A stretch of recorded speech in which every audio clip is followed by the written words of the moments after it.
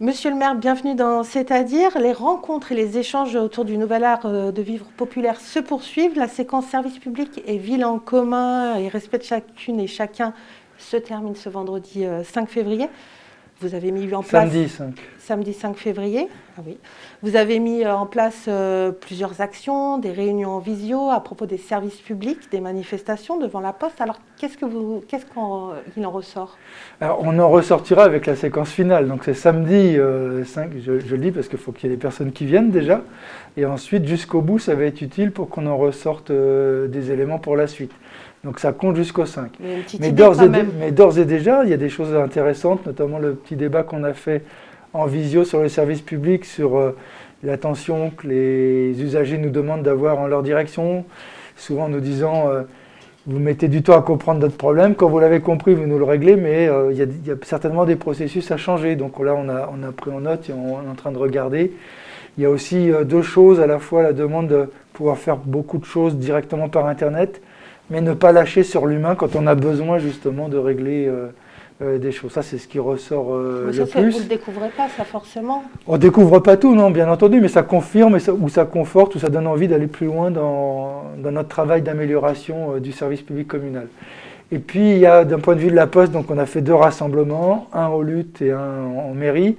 Celui de la mairie, il y avait un peu de monde. L'idée maintenant, c'est de continuer de collecter des avis et des témoignages sur les cahiers de doléances à disposition dans les 2 centres sociaux et à la démarcherie, de telle sorte qu'on puisse aller à la rencontre de la direction de la Poste maintenant, après ces 2 rassemblements, pour porter nos revendications pour une amélioration de notre service postal à Gennevilliers. Alors, c'est un problème qui ressort énormément, le problème des services postaux, mais est-ce qu'il y en a d'autres qui ressortent plus particulièrement auxquels vous n'y attendiez pas, par exemple? Sur le service public, non. La classification qui est donnée, les gens ont l'air satisfaits de la mairie, très largement en tête par rapport aux autres services publics. Après, c'est beaucoup la Poste qui prend en ce moment sur la difficulté de qualité de service public. Oui. Et là, quels vont être vos moyens d'action? Vous allez en discuter le 5 ou vous avez déjà des choses on va en discuter le 5. On a créé aussi le 25 novembre dernier un collectif des usagers. Et moi, ce que je souhaite, c'est que ce soit les usagers qui se prennent aussi en charge. On est prêt à les aider, mais il faut qu'il y ait du monde qui bouge, parce que s'il n'y a que nous, ça ne suffira pas. Donc je ne vais pas mentir aux gens. S'il n'y a que le maire, 2 ou 3 élus et 2 ou 3 habitants qui rouspètent, il n'y aura rien. S'il y a le maire, des élus et de très nombreux habitants, ça bougera, comme ça a déjà bougé dans d'autres villes où ils ont sauvé des bureaux de poste. Vous êtes beaucoup sur la manifestation finalement, c'est ce qui marche le mieux Sur le sujet de la Poste, oui, parce qu'au bout d'un moment, il n'y a pas d'autre solution que de manifester. Et après, il y a d'autres sujets où c'est des points d'amélioration pour la mairie à apporter. Alors, vous avez réussi à mobiliser quelques habitants, là, vous l'avez dit. Est-ce que c'est la hauteur de vos ambitions ou vous auriez souhaité bien plus de monde? Non, globalement, je pense qu'il n'y a pas suffisamment de personnes qui se mobilisent. Beaucoup de gens rouspètent chez soi, tout seul, et ça, c'est pas très efficace. Et donc, moi, j'en appelle à ce qu'il y ait plus d'habitants qui se mobilisent sur la Poste, mais sur des tas d'autres sujets, y compris sur nos réunions publiques. C'est-à-dire que c'est vraiment on écoute. Vraiment, on essaye de répondre aux sollicitations et aux idées qu'apportent les gens. Ce qui serait bien, c'est qu'il y ait plus de monde qui participe. Pour moi, je ne me satisfais pas encore de tout ce qu'on a pu faire. Et à votre avis, pourquoi, en fait, ils râlent beaucoup chez eux et ils ne viennent pas le dire devant... Alors, il y a plusieurs facteurs. Il y a des personnes que je connais ou que je ne connais pas qui ont un manque de temps. Entre le travail et les enfants, etc., c'est des fois pas toujours simple de faire ce que l'on a envie de faire. Et puis, pour beaucoup, il y a l'idée que ça ne sert à rien. Moi, j'ai tendance à expliquer que quand on n'essaye pas, effectivement, on est sûr de perdre et qu'il n'y a qu'en essayant et en manifestant qu'on obtient, et la preuve, des fois, on obtient. Est-ce que le slogan « un choix de ville, un choix de vie », est-ce qu'il marche bien, finalement?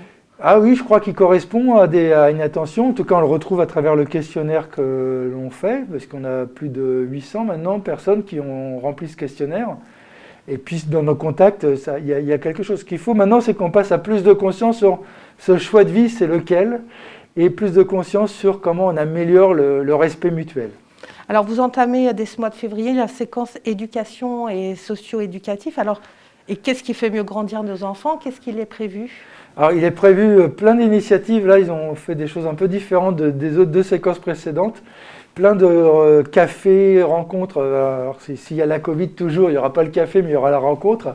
Café, rencontre avec les parents dans tous les quartiers pour essayer de collecter le maximum d'avis et de rencontres et de discussions sur cette notion de coéducation. Alors c'est plus aller sur le terrain, Oui, aller vraiment direct. Ils vont être très directement sur le terrain, ce qui est pour moi une très bonne idée.